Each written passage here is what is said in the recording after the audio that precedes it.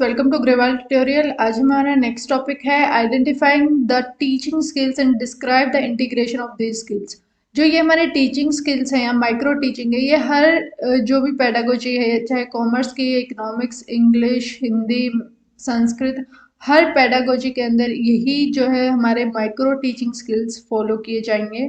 तो identifying the teaching skills and describe the integration of these skills, पहले identify करो कि टीचिंग स्किल्स क्या हैं और फिर उसके बाद इंटीग्रेशन करो उन स्किल्स का। ये हमारा क्वेश्चन है। आइडेंटिफिकेशन ऑफ टीचिंग स्किल क्या है? ये एक तरीके से टीचिंग जो है हमारा एक क्या है, कॉम्प्लेक्स प्रोसेस है। टीचिंग जो है एक कोई भी नॉर्मल इंसान नहीं करा सकता, उसके लिए आपको स्किल्स की ही रिक्वायरमेंट होगी। अगर आपके पास टीचिंग के स्किल्स नहीं होंगे तो आप जो है पढ़ा नहीं पाएंगे। It is comprise of various specific teaching skills, और ये जो है अलग अलग हमारे टीचिंग स्किल्स हैं, उनको मिलकर जो है टीचिंग हम करा पाते हैं। These teaching skills can be defined as a set of inter related component. अपना एक ऑब्जेक्टिव अचीव कर रहे हैं, यानी कि टीचिंग करा रहे हैं, उस टीचिंग को कराने के लिए हमारे कुछ स्किल्स हैं और कुछ इंटर रिलेटेड कंपोनेंट्स हैं। अगर हमें वो आते होंगे तभी हम जो है टीचिंग करा पाएंगे। तो हमारे स्टेजेस क्या हैं ऑफ लेसन? सबसे पहले अब हम कंपोनेंट्स की बात करेंगे। हमारे कंपोनेंट्स है और इसके अंदर हम पहले ये देखते हैं कि हमारी स्टेजेस कितनी होती है। 3 स्टेजेस होती हैं। फर्स्ट हमारा प्लानिंग स्टेज होती है, सेकंड हमारी इंट्रोडक्टरी होती है और थर्ड हमारी क्या है, प्रेजेंटेशन स्टेज है। अब जैसे कि मैंने बताया था लास्ट वीडियो के अंदर, सिर्फ एक पढ़ाना यानी कि आप जा रहे हैं क्लासरूम में और लेक्चर देकर आ जाते हैं, उसको हम टीचिंग नहीं कहेंगे। टीचिंग जो है इंक्लूड करता है प्लानिंग स्टेज को भी और प्रेजेंटेशन स्टेज को भी, और उसके बाद हम जो है इवेल्युएशन भी करते हैं। तो यानी कि ये सारी चीजें इसके अंदर इन्वॉल्व होती हैं। प्लानिंग स्टेज के अंदर अब हम क्या करेंगे, क्योंकि हमारे कंपोनेंट्स के बारे में हम स्किल्स क्या क्या हमारे प्लानिंग स्टेज के अंदर काम आएंगे। सबसे पहली चीज है राइटिंग इंस्ट्रक्शनल ऑब्जेक्टिव, यानी कि आपका ऑब्जेक्टिव क्या है इंस्ट्रक्शन देने का, यानी कि आप पढ़ाने जा रहे हैं तो आपका ऑब्जेक्टिव क्या है, आपको ये देखना होगा। सिलेक्टिंग कंटेंट, अब आप जो है आपने ऑब्जेक्टिव सेट कर लिया है, फिर आप क्या करेंगे, कंटेंट को सिलेक्ट करेंगे कि उस ऑब्जेक्टिव को अचीव करने के लिए मुझे किस चीज की रिक्वायरमेंट है, क्या हमारा कंटेंट रहेगा। थर्ड आता है ऑर्गेनाइजिंग। अब मेरे पास कंटेंट है, मेरे पास ऑब्जेक्टिव भी था, मैंने कंटेंट भी सिलेक्ट कर लिया, अब मैं उसको ऑर्गेनाइज करूंगी, यानी कि एक प्रॉपर फॉर्मेट में हम उसको फॉलो करेंगे। अब जैसे कि हमारी स्टेजेस हैं, सबसे पहले मैंने आपको क्या बताया, क्वेश्चन बताया कि आज हम इसका आंसर देखेंगे। फिर उसके बाद मैंने आपको क्या बताया कि आइडेंटिफाई कैसे करेंगे हम टीचिंग स्किल्स को, यानी कि एक इंट्रो दिया मैंने कि टीचिंग स्किल्स क्या हैं या टीचिंग किसे कहेंगे। फिर मैंने आपको स्टेजेस ऑफ लेसन बताया कि 3 तरीके की हमारी स्टेजेस है। उसके बाद मैं आपको प्लानिंग स्टेज के बारे में बता रही हूँ, यानी कि मैं एक प्रॉपरली ऑर्गेनाइज कर रही हूँ चीज़ों को। मैंने स्टार्टिंग में ही आपको प्लानिंग स्टेज नहीं बताई, मैंने स्टार्टिंग में आपको क्वेश्चन बताया, यानी कि वो मेरा क्या है, इंस्ट्रक्शन का ऑब्जेक्टिव है। फिर मैंने कंटेंट सिलेक्ट किया, यानी कि जो मैं आपको पढ़ा रही हूँ ये मेरा कंटेंट है। उसके बाद मैं अब उनको मैंने ऑर्गेनाइज किया, यानी कि एक प्रॉपर मैं फॉर्मेट को फॉलो करूंगी तभी आपको पढ़ाऊंगी।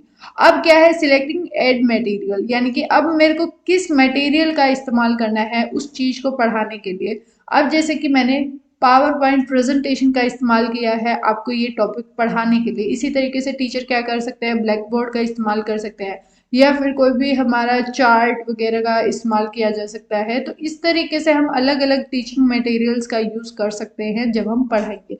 तो वो मैं अब यहाँ पे प्लानिंग स्टेज के अंदर सिलेक्ट कर लूंगी कि मेरे को कौन से मटेरियल से पढ़ाना है। नेक्स्ट आता है हमारा इंट्रोडक्टरी स्टेज।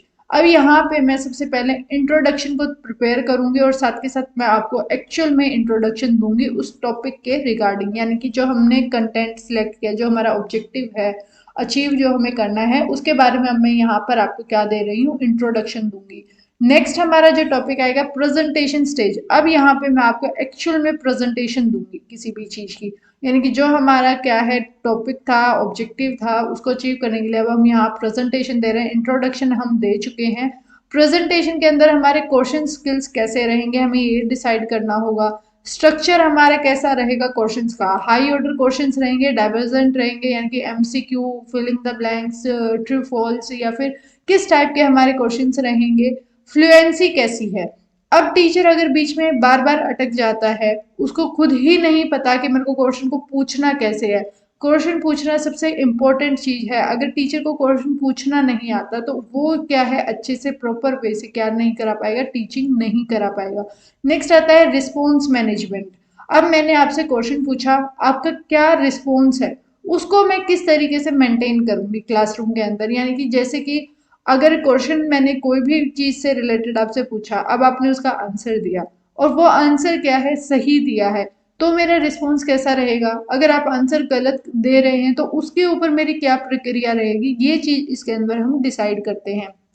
नेक्स्ट आता है प्रेजेंटेशन स्किल्स के अंदर हमारे क्या आता है, लेक्चरिंग आता है। लेक्चर देंगे हम, एक्सप्लेनिंग करेंगे, यानी कि कोई भी हमारा कंसेप्ट है उसको एक्सप्लेन करूंगी मैं। जैसे अभी मैं आपको जो माइक्रो टीचिंग है उसके अंदर हमारे जो स्किल्स हैं उनको मैं एक्सप्लेन करूंगी, ये हमारे स्किल्स हैं, ये इसके कंपोनेंट्स हैं। तो लेक्चरिंग के मेथड से हम दे सकते हैं, एक्सप्लेनिंग कर सकते हैं, डिस्कशन कर सकते हैं, यानी कि आपस में हम बातचीत करेंगे, क्वेश्चन आंसर पूछेंगे या एक टॉपिक से रिलेटेड अपने व्यू पॉइंट्स रखेंगे। नेक्स्ट आता है डेमोस्ट्रेटिंग, यानी कि कुछ भी एक हमारा प्रैक्टिकल सब्जेक्ट है तो उसके अंदर हम डेमो करके दिखा रहे हैं। जैसे कि आपने देखा होगा जब हम साइंस लैब वगैरह में जाते हैं, केमिस्ट्री के उसमें क्या दिखाया जाता था, आपको केमिकल्स का रिएक्शन करके दिखाया जाता था। नेक्स्ट आता है एग्जाम्पल्स, यानी कि यहाँ पर हम एग्जाम्पल्स का यूज कर सकते हैं, इलस्ट्रेशंस का इस्तेमाल कर सकते हैं। नेक्स्ट आता है एड्स यूजिंग स्किल्स। अब यहाँ पर हम क्या क्या यूज करेंगे, टीचिंग एड्स का यूज करेंगे, यानी कि किस तरीके से मेरे को पढ़ाना है, डेमोस्ट्रेशन मेथड यूज करना है मेरे को, लेक्चरिंग मेथड, डिस्कशन मेथड, कौन सा मेथड मुझे इस्तेमाल करना है मैं यहाँ पर ये देखती हूँ। ब्लैक बोर्ड का मुझे यूज करना है या नहीं करना है, silence and non verbals clue देने हैं या नहीं देने, आइडिया ही नहीं है कि आपसे क्या क्वेश्चन पूछा गया है। अब क्या है, मैं कुछ और स्टिमुलस आपको दूंगी, यानी कि मैं मेरे गेस्चर के थ्रू बताऊंगी कि आपको आपका ध्यान नहीं था, या फिर मैं आपको डांट लगाऊंगी। तो ये हमारे क्या है, स्टिमुलस वेरिएशन होते हैं, यानी कि हम अलग अलग स्टिमुलस का इस्तेमाल करते हैं। अब जैसे कि मैं हैंड्स को वेव कर रही हूँ, यानी कि हिला रही हूँ, तो उस टाइम पे मैं क्या कर रही हूँ, मेरे स्टिमुलस का यूज कर रही हूँ। यानी कि यहाँ पर मैं आपको पढ़ाते हुए एक तरीके से मेरे हैंड्स का इस्तेमाल कर रही हूँ, आप इस चीज को नोटिस करेंगे। तो ये क्या है, एक स्टिमुलस वेरिएशन है, यानी कि अलग अलग चीजों का हम इस्तेमाल करते हैं। तो हमें एड्स के अंदर कौन से स्किल्स का यूज करना है ये हम डिसाइड करते हैं। नेक्स्ट आता है मैनेजरियल स्किल्स। मैनेजरियल स्किल्स के अंदर क्या होगा, प्रमोटिंग पीपल पार्टिसिपेशन। यहाँ पर हम क्या करने की कोशिश करेंगे कि बच्चे ज्यादा से ज्यादा इन्वॉल्व हों क्लासरूम के अंदर। यानी कि आप जैसे पढ़ा रहे हैं तो बच्चा रिस्पॉन्स भी दे आपको टाइम टू टाइम, यानी कि आप बच्चों को भी पार्टिसिपेट कराएं या इन्वॉल्व करें जब आप पढ़ा रहे हैं। Next one is recognising attending behaviour, यानी कि अब आप ये देख रहे हैं क्लासरूम के अंदर कुछ बच्चे ऐसे होंगे जो ध्यान से सुन रहे होंगे, कुछ बच्चे ऐसे होंगे जो सुन रहे होंगे बट उनका ध्यान नहीं होगा, कुछ ऐसे होंगे जो कुछ और काम कर रहे होंगे उस टाइम पर, या कुछ ऐसे होंगे जो बाहर देख रहे होंगे या फिर सो रहे होंगे। तो आप रिकॉग्नाइज करेंगे बच्चों का अटेंडिंग बिहेवियर कैसा है, यानी कि जब वो क्लासरूम के अंदर जब आप पढ़ा रहे हैं तो उनका बिहेवियर कैसा है, ये भी हमें जानना बहुत ज़्यादा इंपॉर्टेंट है एज ए टीचर। नेक्स्ट होता है क्लासरूम मैनेजमेंट। अब यहाँ पे सबसे इंपॉर्टेंट आता है क्लासरूम को मैनेज करना। टीचर जो है सबसे मतलब कि टीचर को सबसे इम्पोर्टेंट यही स्किल डेवलप करना होता है कि क्लासरूम को मुझे कैसे मेंटेन करना है। यानी कि जब आप एंट्री लेते हैं उसके बाद भी बच्चे, आपने देखा होगा कोई टीचर ऐसा होता है कि बच्चे, टीचर आ जाता है क्लासरूम के अंदर लेकिन बच्चों को शोर करते रहते हैं। एक टीचर ऐसा भी आता है कि उसके एंट्री होने से पहले ही पूरी क्लास शांत हो जाती है। यानी कि क्लासरूम को आप किस तरीके से मेंटेन कर रहे हैं, आप बीच बीच में क्वेश्चंस पूछ रहे हैं तो क्या बच्चे रिस्पॉन्स आपका दे रहे हैं। अब जो टीचर स्ट्रिक्ट है तो उसके केस में क्या है कि बच्चे डरे रहेंगे, वो रिस्पॉन्स भी नहीं दे पाते। तो ये क्या है, क्लासरूम मैनेजमेंट बहुत ज़्यादा इंपॉर्टेंट है किसी भी टीचर के लिए। स्किल्स ये सबसे, टीचिंग स्किल सबसे इंपॉर्टेंट है। नेक्स्ट आता है अचीविंग क्लोजर। अब यहाँ पर हम जो है हमारा पूरा लेक्चर खत्म करेंगे, यानी कि हम अब क्लोजर की तरफ आ चुके हैं, यानी कि अब हमने पढ़ा दिया है जो भी हमारा आज का टॉपिक था, क्लियर कर दिए हैं बच्चों के डाउट। तो यहाँ पर अब हम अचीव करेंगे क्या, क्लोजर। नेक्स्ट आता है प्लान्ड रिपीटेशन। अब यहाँ पर क्या होगा कि आप अब नेक्स्ट जो हमारा माइक्रो टीचिंग लेसन प्लान है उसकी प्रिपरेशन करेंगे, और यही हमारे कंपोनेंट्स हैं माइक्रो टीचिंग के, और यही हमारे स्किल्स हैं जो कि अगर आप एज ए टीचर बनना चाह रहे हैं तो आपके अंदर ये सारे स्किल्स होने चाहिए। नेक्स्ट आता है इंटीग्रेशन ऑफ टीचिंग स्किल्स क्या है। अब जैसे कि हमारा क्वेश्चन यही था कि इंटीग्रेशन किस तरीके से करोगे आप उन टीचिंग स्किल्स को, यानी कि ये जो अभी हमने पढ़ी ये सारे हमारे स्किल्स हैं, अब हम इनको इंटीग्रेट कैसे करेंगे। तो सबसे पहले इंटीग्रेशन ऑफ टीचिंग स्किल का मतलब क्या है, ये एक तरीके से प्रोसेस है जिसके अंदर आप सिलेक्ट करेंगे, यानी कि सिलेक्शन होगा, ऑर्गेनाइजेशन होगा और यूटिलाइजेशन होगा। यानी कि आप क्या कर रहे हैं, यहाँ पे सिलेक्ट करेंगे, ऑर्गेनाइज करेंगे, सिलेक्ट जो भी आपने चीज की है, फिर उसको यूटिलाइज करेंगे ऑफ डिफरेंट टीचिंग स्किल्स। अब जैसे कि आप क्लासरूम के अंदर गए, मैंने अलग अलग स्किल्स, ये जितने भी स्किल्स थे इनमें से कुछ स्किल्स मैंने क्या है अडॉप्ट किए थे कि अब मैं इन स्किल्स का इस्तेमाल करूंगी जब मैं पढ़ाऊंगी।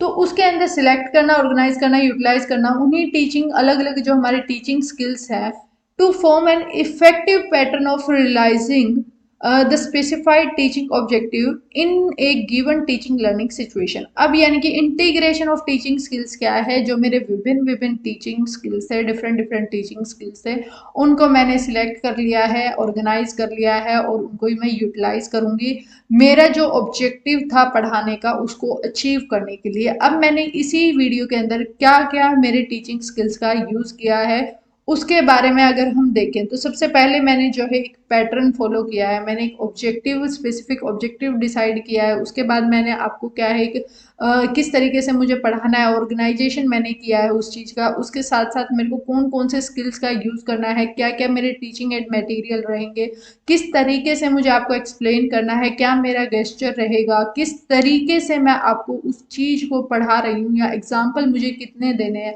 यानी कि ये मेरे अलग अलग डिफरेंट डिफरेंट टीचिंग स्किल्स थे जिनको मैंने इंटीग्रेट कर दिया। इंटीग्रेटेड का मतलब ही क्या होता है, इकट्ठा करना, यानी कि जोड़ना, अलग अलग हमारे जो टीचिंग स्किल्स हैं उनको इकट्ठा करके और फिर यूज करना। यानी कि हमारे जब हम लेक्चर दे रहे हैं या पढ़ा रहे हैं उस टाइम पे हम अलग अलग स्किल्स का यूज करना, उसी को हम क्या कहेंगे, integration of teaching skills. Next आता है प्रोसेस ऑफ इंटीग्रेशन। अब इंटीग्रेशन हम किस तरीके से करेंगे, इंटीग्रेशन हम दो तरीके से करेंगे, एक होगा इंटीग्रेशन इन पार्ट्स, एक होगा इंटीग्रेशन एज ए होल। यानी कि अब यहाँ पर क्या होगा, इंटीग्रेशन इन पार्ट, यानी कि अब आप कुछ स्किल्स का ही यूज करेंगे जब आप पढ़ाएंगे। अब जैसे मैं पढ़ा रही हूँ तो मैंने कुछ ही स्किल्स का यूज किया है आपको पढ़ाने में। अब क्या होगा, what number of individually skills are required to be integrated, यानी कि कितने ऐसे स्किल्स हैं जो कोई हमें इंटीग्रेट करने, इकट्ठे करने पढ़ाने के लिए। नेक्स्ट आता है टाइम ड्यूरेशन जो होगी वो डिपेंड होगी हमारे इंटीग्रेटेड स्किल्स के ऊपर। यानी कि जितने ज़्यादा मेरे इंटीग्रेटेड स्किल्स होंगे उतना ही ज़्यादा मुझे टाइम लगेगा। अगर मैं एक स्किल का यूज़ कर रही हूँ तो नॉर्मल टाइम लगेगा, अगर मैं दो स्किल का यूज़ कर रही हूँ तो यानी कि उसका डबल टाइम लगेगा, तीन स्किल है तो उसका ट्रिपल टाइम लगेगा नॉर्मल लेक्चर के कंपैरिजन में। अगर चार स्किल का यूज़ है तो उसका 4 टाइम मुझे टाइम लगेगा आपको पढ़ाने में उसी चीज़ को। तो यानी कि इंटीग्रेशन अगर हम पार्ट्स में कर रहे हैं तो सबसे पहले हम कितने नंबर ऑफ जो इंडिविजुअल टीचिंग स्किल्स हैं उनको इंटीग्रेट करेंगे। जितने हम इंटीग्रेट करेंगे उतनी हमारी ड्यूरेशन भी जो है उन्हीं नंबर ऑफ इंटीग्रेशन के ऊपर डिपेंड रहेगी कि कितने मैंने इकट्ठे किए हैं।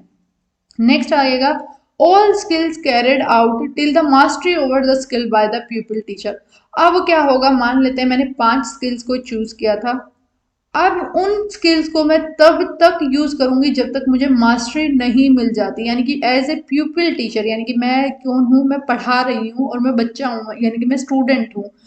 जब तक मेरे को उन स्किल के अंदर मास्टरी नहीं मिल जाएगी तब तक मैं उन स्किल्स को रिपीट करती रहूंगी, करती रहूंगी।